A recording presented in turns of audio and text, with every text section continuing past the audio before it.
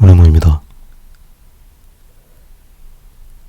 꼭 그렇게 정해진 건 아니지만 될 수 있으면 계절에 어울리는 소재를 그림으로 그리려고 하는 것 같습니다.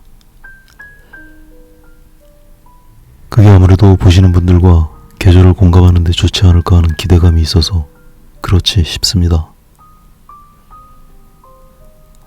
그런데 생각해보면 업로드 초반에 반짝 많이 보시고 그 외의 시간에는 시간을 두고 천천히 조회수가 올라가기 때문에 어떤 경우는 봄이나 여름이 돼서야 보시는 경우도 많아서 그건 별로 중요하지 않은 것 같습니다.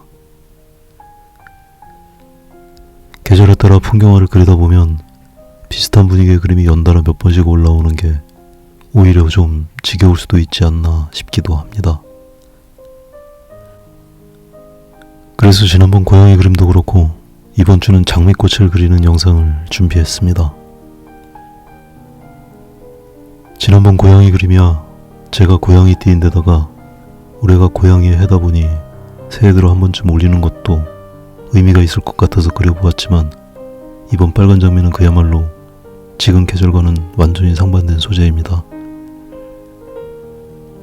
계절로 치자면 좀 생뚱맞아 보이기는 하지만 이렇게 혹독한 겨울에 싱그러운 계절이 느껴지는 꽃그림으로 위로를 받는 것도 괜찮을 것 같습니다.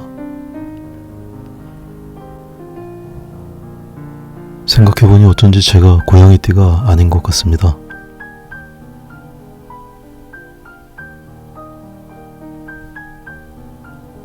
사실은 이 그림은 좀 실패한 그림입니다.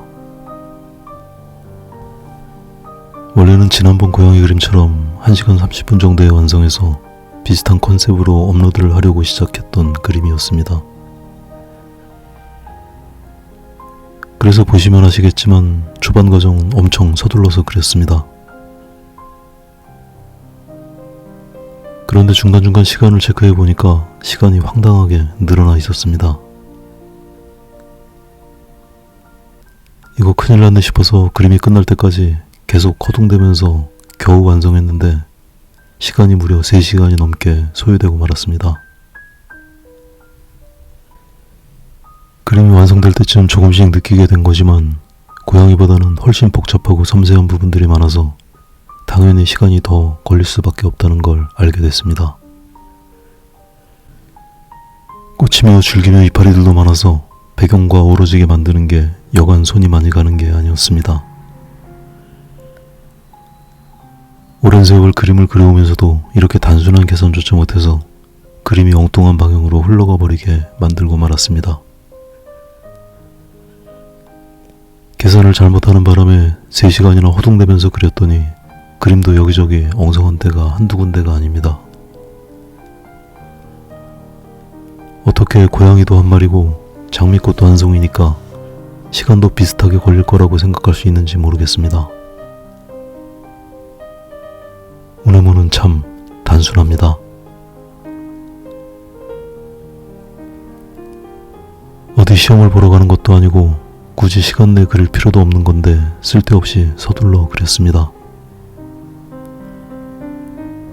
어차피 풀 영상으로 올리기는 너무 긴 영상이 돼버려서 편집 영상으로 만들어서 업로드합니다.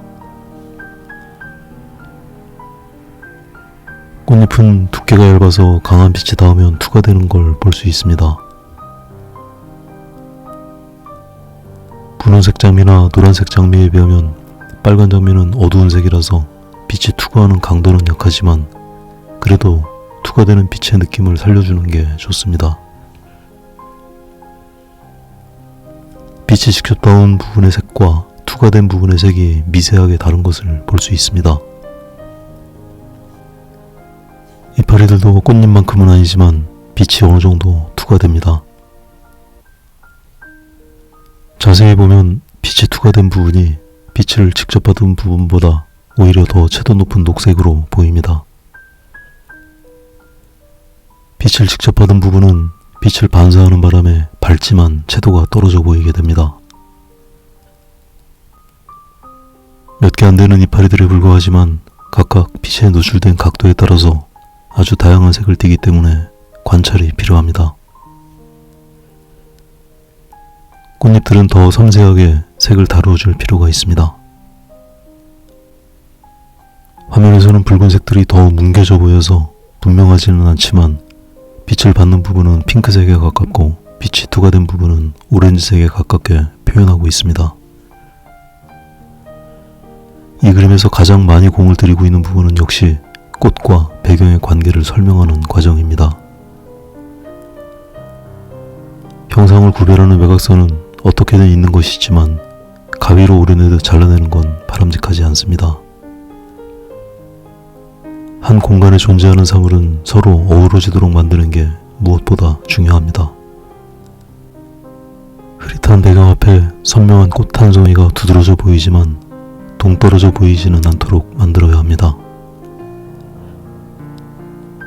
경계선이 또렷하게 보이는 것보다는 형상이 자연스럽게 드러나는 게 훨씬 더 편안하게 느껴질 수 있습니다. 때로는 경계선이 무너져서 배경과 섞이는 게 더 좋아 보일 수도 있습니다. 경계를 구별해야 한다면 선이 아니라 색으로 구별하거나 명암으로 차이를 만드는 것도 시도해 볼 수 있습니다. 가끔은 사물이 가지고 있는 색을 공간에 퍼뜨려주는 것도 좋습니다. 한 공간 속에 있는 사물들은 많든 적든 일정 정도 서로 간에 영향을 주기 때문에 색을 교환하는 것은 바람직합니다. 다만 색을 교환하는 정도가 너무 과해지면 사물이 가진 고유의 색을 잃어버릴 수가 있어서 주의해야 합니다.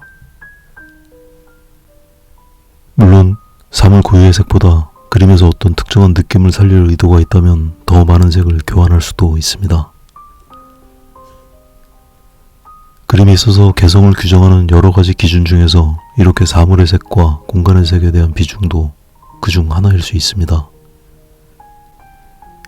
영상을 보시는 분들 중에 어떻게 색을 사용하는 게 좋을지 모르겠다는 분들이 계신다면 이렇게 사물 고유의 색과 주변 색의 교환에 대해서 고민을 해보시는 것도 좋을 것 같습니다.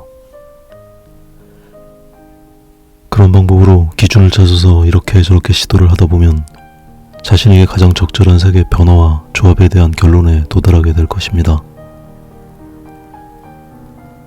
오늘은 여기까지 하겠습니다.